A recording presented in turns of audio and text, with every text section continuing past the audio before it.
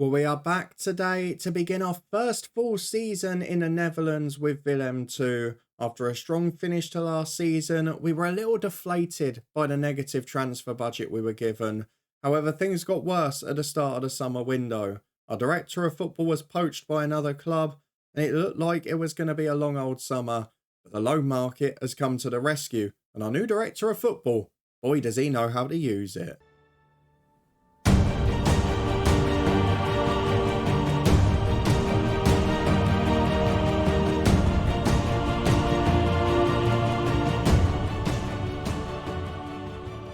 Yes, hello and welcome along to part 7 and the first full season with Willem II in the coach's head with me, Daniel. We are content in the Netherlands and we're looking forward to a good season. Unfortunately, it doesn't start quite as friendly on paper. Ajax our second game of the year. But we begin this season how we finished the last regular one at home to Fortuna Sittard. We'll see that game a little bit later on. But first, we've got a lot of signings to get through, some big staff news as we talked about in the intro. So hopefully you're looking forward to all of that. If you are, please do chuck a thumbs up on it. We'll have a quick look at the development of some of our younger players as well. And of course, as you'll know if you were here last time, Nigel Thomas is out for the long haul. We've also lost the right back now as well. We are going to talk about one or two that have left the club and one or two that may have left the club, because we can see where the director of football is trying to get us back to a positive transfer budget, which would really free him up for work.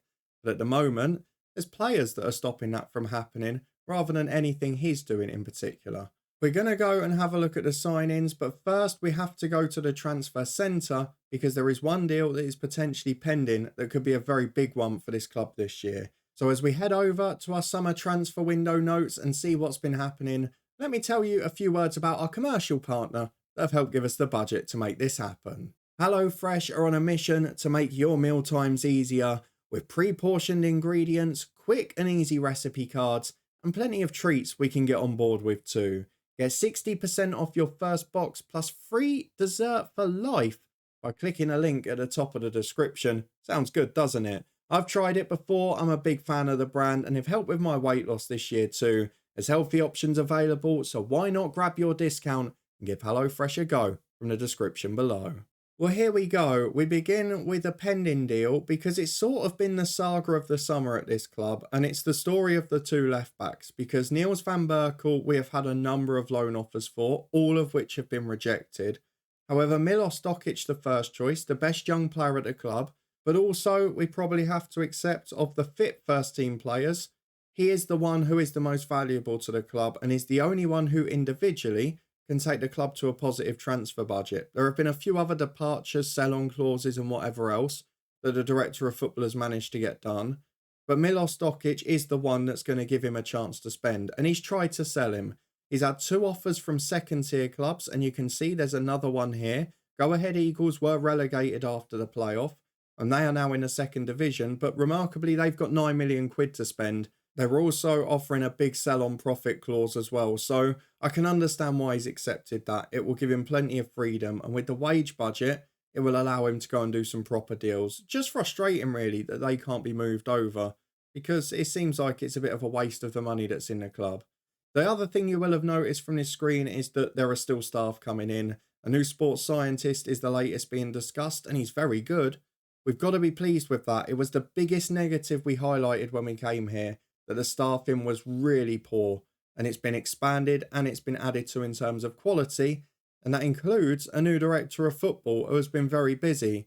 John-Andre Adex is the man, you can see that from this screen. So let's go and meet him and see the other staffing and player changes this summer.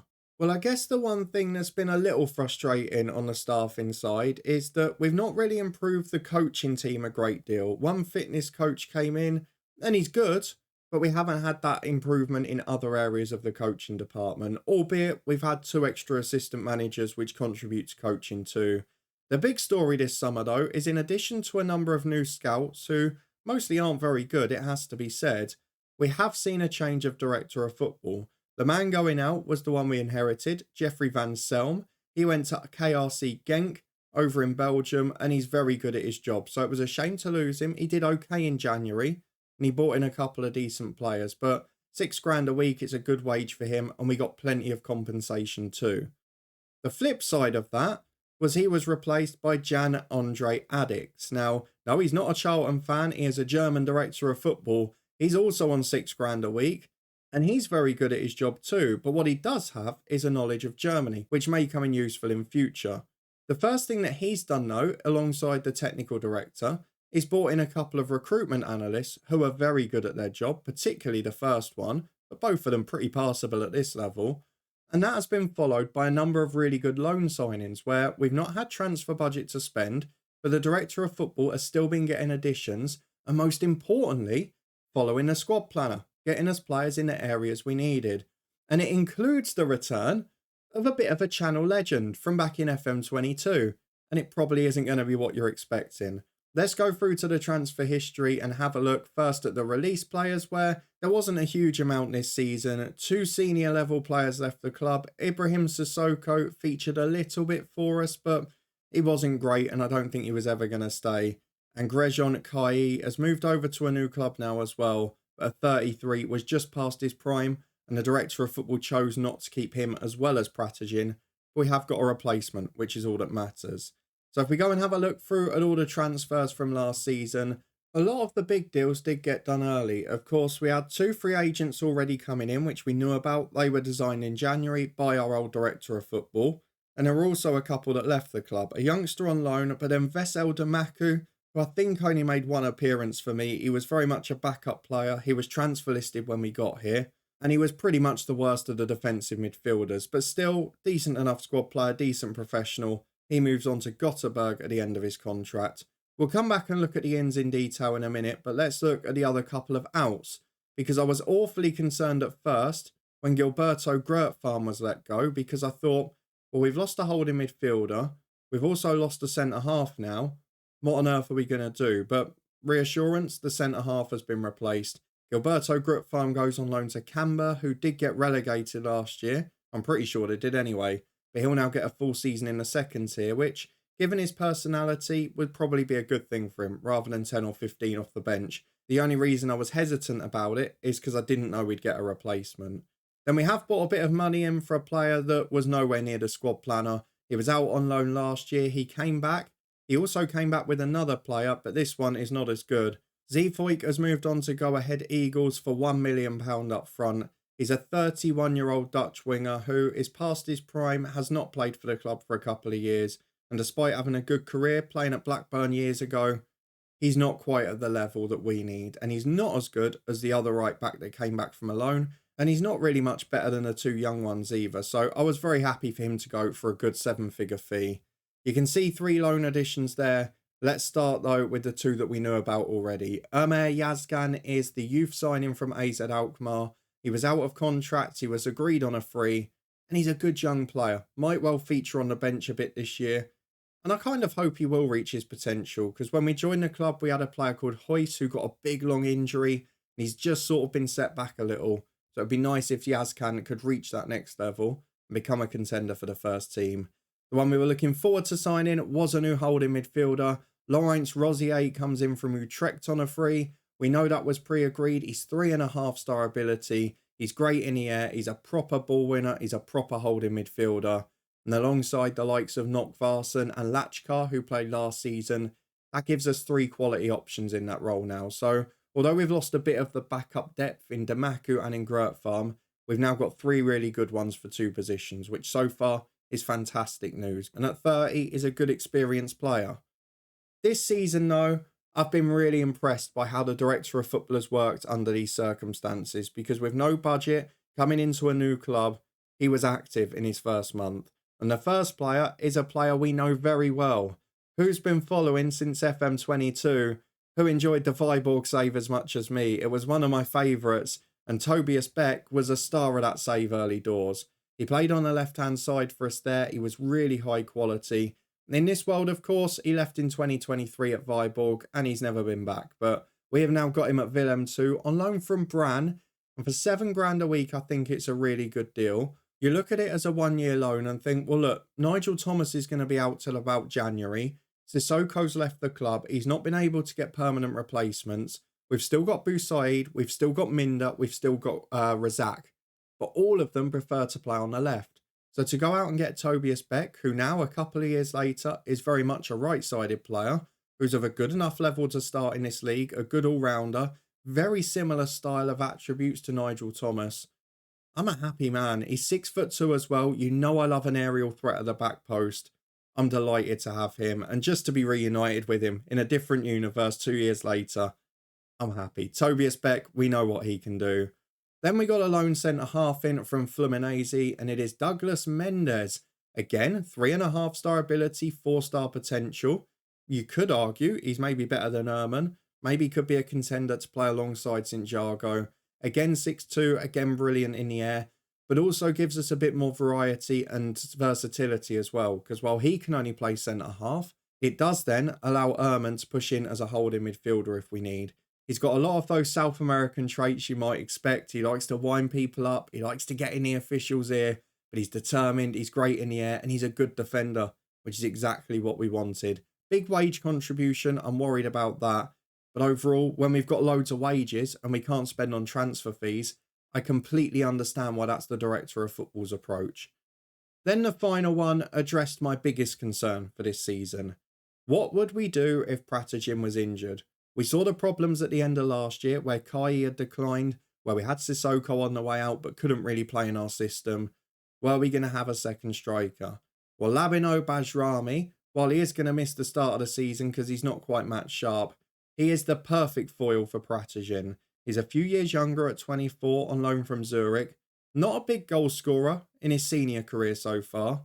But he's good in the air. He fits our style. He's not the slowest either. So a 6'3" player who likes to run with the ball, is good in the air, is good on the floor, and is strong and quick as well. I think we've kind of lucked out with this one, and I think he's going to be firstly a good number 2, but then mainly a good number 1 if we need it later in the year, because Pratagin may decline as well. The one thing I love about this deal, optional future fee of 300 grand. I have no doubt he will do enough to get that exercised. We'll wait and see if I'm right. I've got a good feeling about him. 3.3 grand a week as well. If they do get that sale of Dokic, then they've got the option to go and get him, and he'd be a really good addition. I don't know about the other two. Oh, 1 million for Tobias Beck.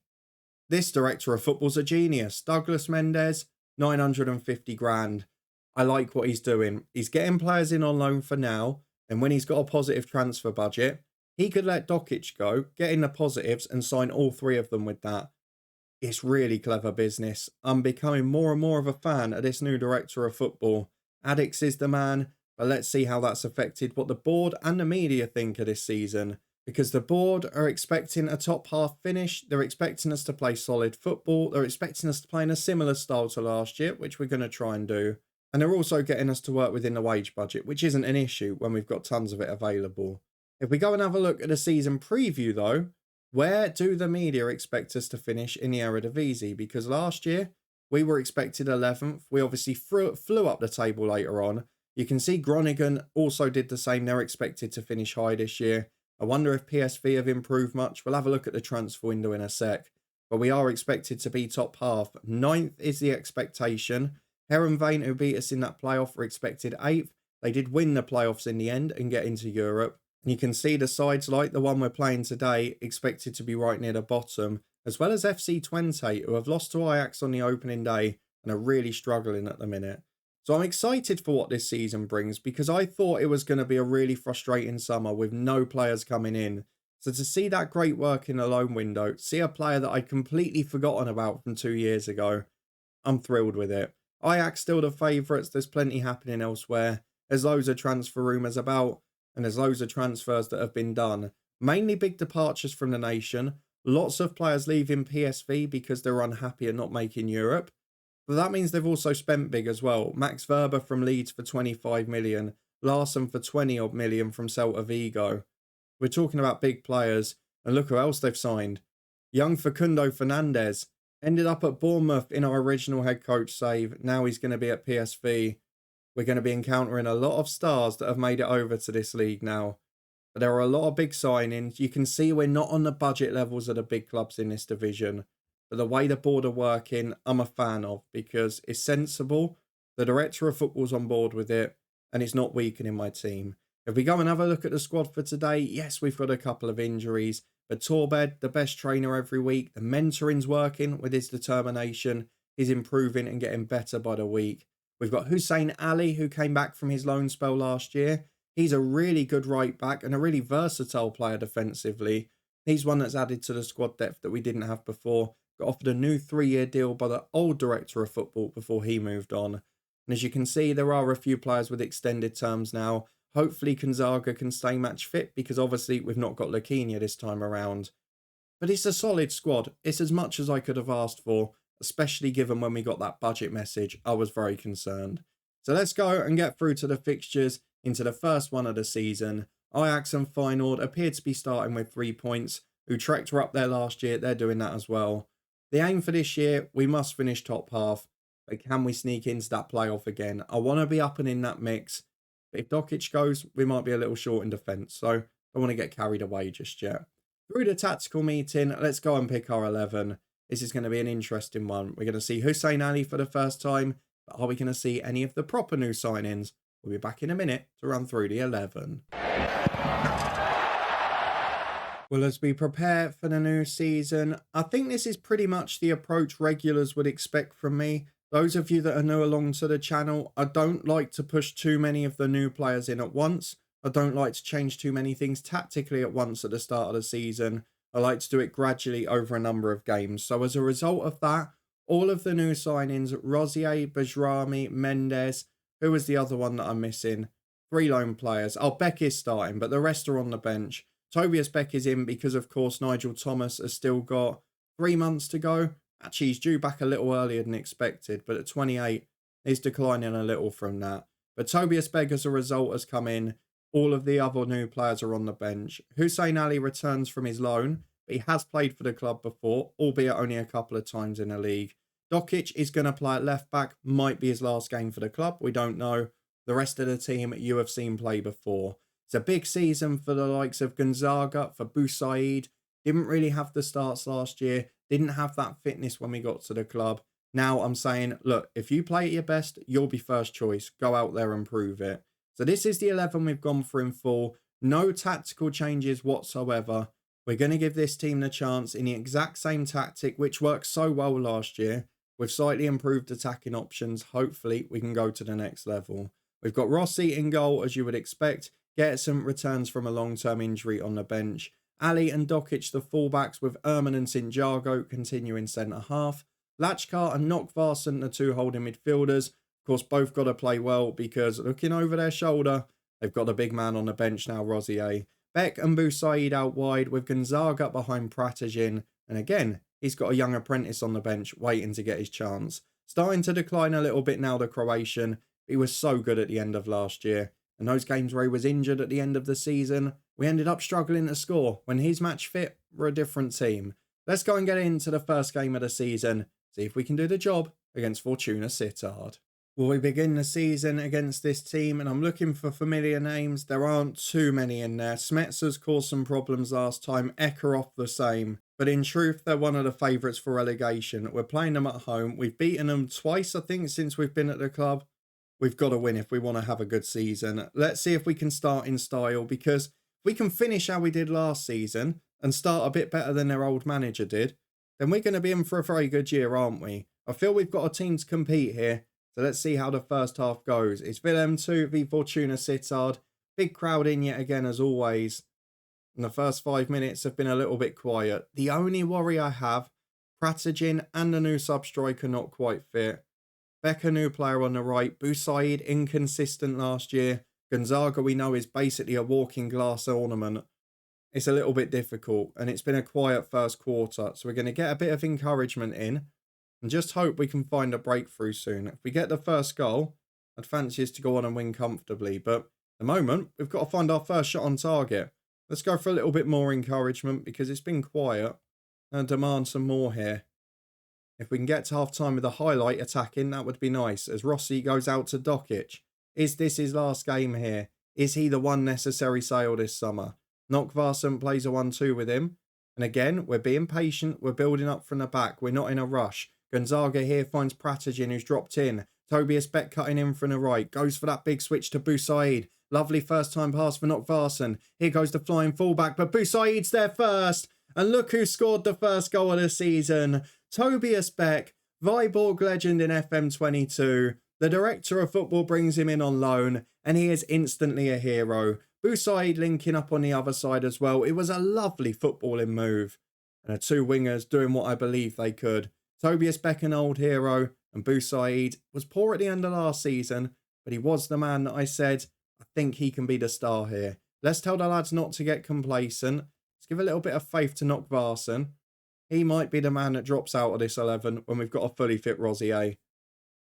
But 1-0, we'll take it. If we can keep that defensive record this year, this is going to be a good one. There's 55 on the clock. We will think about those changes soon. I'm just looking at the happiness of the team and thinking Nockvarsen might have to be the man as we nick it high here with Gonzaga. Good ball to Beckham. Pratajin hits the woodwork. It's starting to link up nicely there. Tobias Beck is getting tired though. He was never going to do 90 today. And I'll probably give it a few weeks before I do that with Gonzaga as well, because we know the problems he's had. So I'll see out this highlight, and then I think we will see a few of the new boys on. Definitely the centre midfielder, definitely the centre forward. We'll probably get a wide man on as well, as Tobias Beck finds Gonzaga. A second goal would make it a lot easier. Oh, it's a great ball. Was he onside? He's not, but he's just wide anyway. Doesn't matter too much. I'm a little bit worried that it's only 1-0. But this has been a really good display so far. Nockvarsen going to come off for Rosier. Will mean a switch of sides for Lachkar, but I think it makes us a bit more solid. Tobias Beck, it's only 65 minutes, but God, it's impactful, isn't it? He's going to be replaced by either Razak or Grudem. Razak's actually had some injuries in pre-season. He's only recommended 75 today.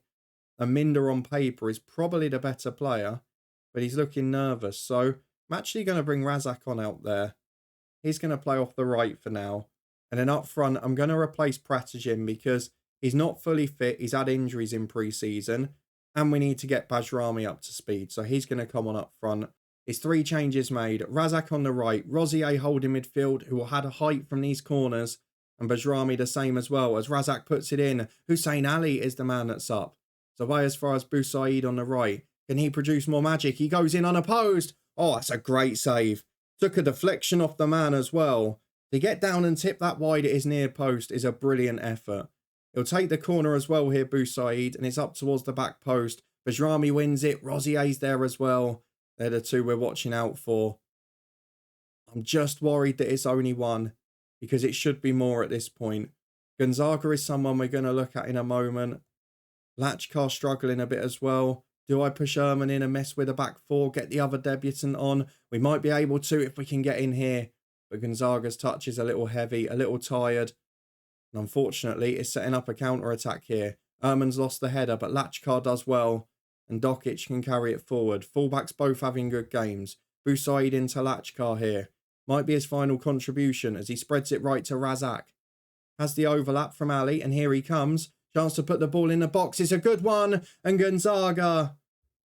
Oh, we're going to VAR, but he's got the real potential to be a star. If we can keep him fit, if he could just finish with a goal here, that would be incredible. It's checked. It's awarded. Right, let's do the subs. On comes. Gonzaga's replaced by probably Grudem in truth. We've got to go experience here. And I'm going to get Mendes on for a debut in place of Lachkar. Erman will go into midfield. I think Mendes, yeah, no side preference. He can play off the left. And Erman, I'm not sure he's a playmaker by trade, but he is good enough on the ball. So I think we might leave him in that role for now. Even as a defensive midfielder, we'll just sit him in there like that. I think we've got to be happy. On another day, we might have brought on like a Torbed at right back or whatever, but I just want to get the job done, get all the debuts out the way, and make sure we win this game with experience on the pitch. 2-0 up. Couldn't be 2 better goal scorers for me, really. Ali returns from his loan to set up a goal. Boussaid sets one up. But Tobias Beck, the returning hero. And Gonzaga, the man we were so excited about. The deal that went so wrong. To get that right on the first day is great. But can we preserve the clean sheet? Oh, it's bobbling around off the line. Did he save that? Did it hit his own man? If he saved it, it's brilliant from the goalkeeper. And it preserves a clean sheet for a 2-0 opening day win. Not vintage by any means, but a thoroughly dominant performance. A really good effort from the boys. And given that a few weren't quite match fit, it's also a really useful exercise as well. 3 points on the board after our first game of the season. Debutants in as well. Ali is the man of the match. That's fantastic news for us. Brilliant defensively, good going forward. And debuts from Tobias Beck, who scored on his, and then the other two loanees, Bajrami and Mendes, and Rosier, the new summer signing as well. All in all, just about the perfect start to the year. No injuries in that game either. So let's have a look at the schedule for when we're next going to be back, because we're not going to leave it too long. We know the transfer window ends around the end of August, and the 2 games we've got around there are the Graafschap at home and Vitesse away, who they must have been promoted because we didn't play them last year. Stephen Day4's their manager as well. What a player he was back in the day. Which game do we show out of them? They've got a £25 million Chinese striker who's absolutely excellent. Maybe that's going to be the game. Maybe they're the dark horses this year. But we will come back for one of them and deadline day. Maybe we'll aim for Vitesse, because then if deadline day's really quiet, we can do the PSV game as well. 3 games a week is going to be the only time we struggle. So let's make sure we return for them. Transfer deadline day is on the way, and so far the window has been promising. Lots of good loan and free agent signings to make up for the fact there's no budget.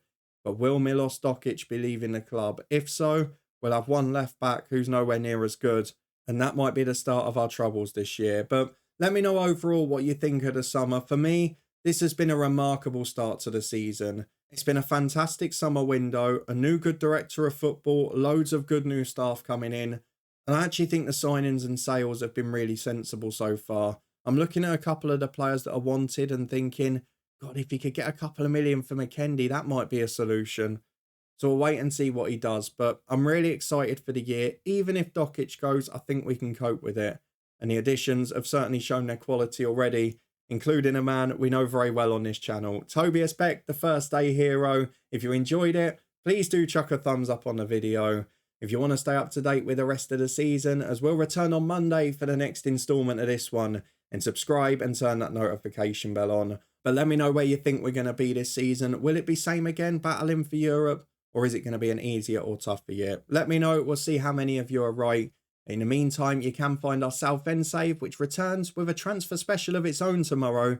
If you didn't see yesterday's episode where we had a proper down to the wire race at the end of the season, and you can find that one up in the eye above. There's also a link to some of our other playlists, the Twitch channel and the football podcast too. But thank you very much for being here, joining me for our first full season of Willem II. And it seems, on paper at least, to have started as it finished in the last one.